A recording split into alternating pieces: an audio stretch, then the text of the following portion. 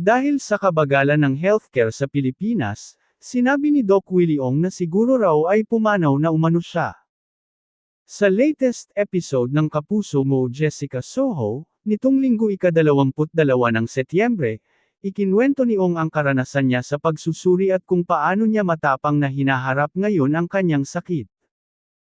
Ayon kay Doc Willie, ang prognosis ng doktor, 50% to live a few more months, maybe a year. 50% na anytime, baka hindi na lang ako huminga. Wala talagang kasiguraduhan. Tinitingnan ko na lang na everyday is a blessing. Wala na kasi I got the worst pain.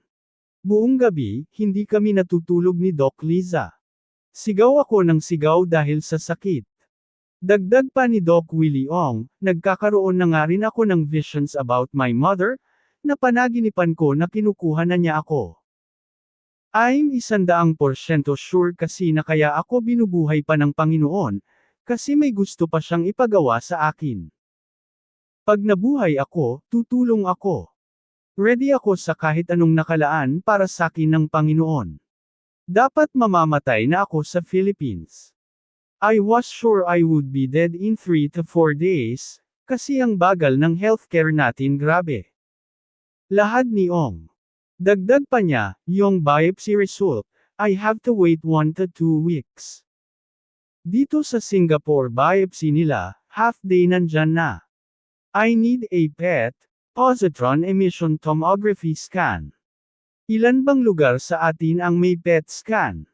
Dito in 1 hour basado na.